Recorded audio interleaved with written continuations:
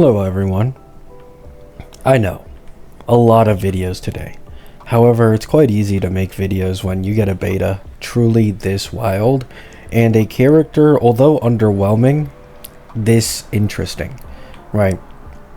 Cerydra is in a very weird spot to me, right? Where she very easily, right, if the devs simply reworked her kit a bit, could actually be amazing for this skill niche, or at least attack scaling skill niche that she is trying to target. But it feels like the devs are actively trying to self-sabotage the potential of her kit so that they can sell it in eidolons, which is incredibly disappointing, right? However, today I wanted to talk about something that probably many people want to hear from me. They hear me constantly criticizing Cerydra, thinking I'm just doom posting and that, I want her to fail, without realizing that I love Cerydra. This was one of my most hyped characters in the history of any betas, because I was truly curious just what she could bring to the table for Phanon and as well other characters. After all, she is a harmony, right? However, since so many people think I'm doom posting, I want to explain why I feel the way I do and how I'd change it. So the biggest reason why I'm so disappointed with Cerydra does not have to do exactly with her performance for Phanon. In fact, you can very clearly see this in most of my complaints for Cerydra. Now, yes, it does suck that she isn't, right, like a Xiaoqiu for an Acheron or a Hyacine for a Cassie, because Phanon just has the best eidolon investment in the entirety of the game. Unless they even more so buff her by like double compared to what she is currently, Phanon's E2 will almost always have a higher priority compared to Cerydra's value for Phanon. Right, it is what it is. In my opinion, Cerydra is a premium support option that you pull once you already have an E2 Phanon. Right, that is basically the only time I'd really recommend her as a solid, vertical investment option for Phanon. However, what bothers me the most about her is her general identity, right? I thought this was going to be a niche character, but even if they're niche, they are like exceptionally best in slot for, like, let's say Anoxa and Phanon and a few other attack scaling skill-based DPSs. However, this is simply not the case at all because of a main target needing to do like 4 or 5 skills, including a Cerydra ult, to activate just one extra skill from Cerydra. Only Anoxa and Phanon can really take advantage of this mechanic. Phanon because literally no one else can help him in his ult, and Anoxa because he can trigger 2 skills with 1 skill, and this counts towards 2 skills for the extra skill that Cerydra can offer. So even though these two are the best in slot DPSers for Cerydra, the difference between Cerydra for Phanon and Cerydra for Anoxa is very noticeable. Cerydra is barely an upgrade over Robin and Tribby for Anoxa, while Robin and Tribby, this isn't even their niche. They're general supports that are best in slot for way more teams, and Cerydra is only best in slot for literally Phanon and Anoxa. Yet, even in her second best team, she is still competitive with older team buffers, not at all targeted towards this specific niche. And to make it worse, these team buffers have the better eidolon investment as well. 24% res pen is usually an overall damage increase larger than the percentage shown, and the same thing goes for the true damage from Tribby's E1, and especially with the way it works, it is incredibly broken, right? So I have no problem with Cerydra's current performance for Phanon. I do think she could still use maybe a 5 to 10% better buff for Phanon, and I'll go into how I would do this later, and it would probably end up being like this.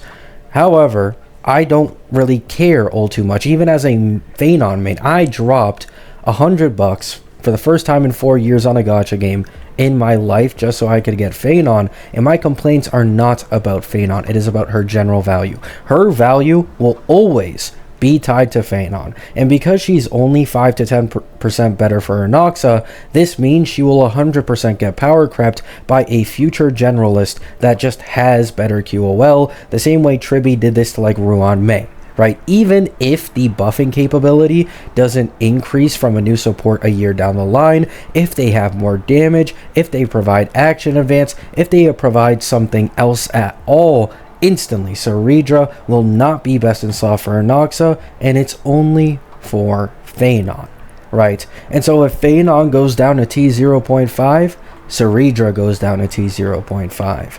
If Phanon goes down to tier 1, Cerydra goes down to tier 1. Unlike Robin, Tribby, and Ruan Mei, and what's it called? Sunday. These are characters that, even though they target specific archetypes and certain DPSs, they are not reliant on those specific archetypes and DPSs to have incredible value. And this is why some of them are even ranked above their best in slot DPSs. It's because they have value outside of those niche cases. Cerydra doesn't. This is the first case in this game's history of a limited harmony being this niche and not general in the slightest. It is a first, right? Incredibly rare. So, after all this yapping, after all this talking on why it is that I doom post Cerydra, why it is that I am disappointed with her kit, what would I do to change it? Well, I actually think it is quite straightforward, right? I think the 10% res pen buff that they just added, they need to make it, I don't know why they do this, they need to make all of Cerydra's buffs active all the time, right? They can have turn cooldowns, I don't care, right? You need to refresh with skill often, I don't care about that. The problem with Cerydra, a large part of her buffs, and especially now as well with E1 and that res pen, are locked behind the double skill. You are missing out on 10% res pen, and I believe it's like skill damage percent, damage bonus. I'm not sure, right? I'm not sure. I don't, remember everything about a character's kit, right? But there is a buff that crit damage buff. Yes. Her crit damage buff only activates when the ally has peerage, and you only get peerage when you hit those 6 stacks for the double skill. So half the time, if not more than half the time, you're not actually fully utilizing her buffs, and this becomes even worse with the new addition of her 10% res pen buff. It's also only active for the double skills, and her E1, a majority of the defense shred, is once again locked behind these double skills. It is so bad that half her buffing capability is locked behind only the double skills that you see once in a blue moon, instead of just being active all the time. If this were the case, her value for her Noxa wouldn't be questionable. If a Noxa could always get this 10% res pen without the bullshit departed thing in the kits as well, right, and always get this crit damage buff, she would probably be like 20%, 25% better than Robin or Tribby, even at E0 as 0. And this is a perfect, number to be at least for a niche, right?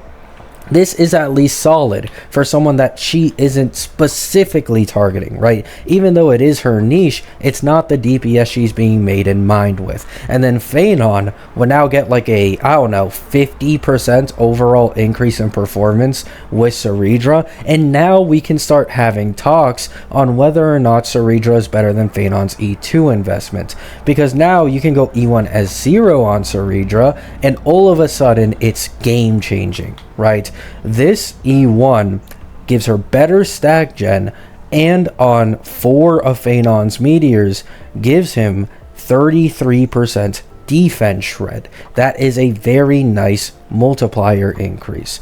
So I truly think just making the res pen always active on skills, the crit damage buff always active on skills, and not being reliant on those 6 stacks is really nice. Just make the 6 stacks gimmick only the extra skills instead of locking a lot of her buffing capability behind it, right? The other thing is the newly added, thing to her E1 being the 2 energy gen for a character when she uses skill. This shit is a complete scam. It may as well say when Phanon is on the team and you use skill on him, give him a core flame. I genuinely cannot believe that this is an actual E1 in the game. They're not even trying to hide it, right? However, they still could make this a good value E1. I think a good way you could turn this around is by just increasing the amount of energy this gives. 2 energy, very obviously made just for Phanon. It's a bunch of bullshit, right? What they need to do, in my opinion, make it give 15 to 20 energy every time you use skill on Cerydra. Cerydra doesn't have like an insane amount of speed, right? So it's not like she skills all that often. And then on top of this, she doesn't have action advance, right? So if you give 15 to 20 energy per skill instead of 2, well, that's a game changer, especially for the likes of a Noxa, right? This can be the difference between you wanting to pull a Noxa's light cone and not. You just pull E1 Cerydra, huge, you have some decent energy gen. This can make up for not having his light cone, right? This change would just make her a lot more general for most of the energy attack, skill based DPSs, and it would also help Phanon at the exact same time. It shouldn't be something that's literally only targeted towards one character. It feels scummy and it feels like a scam, right?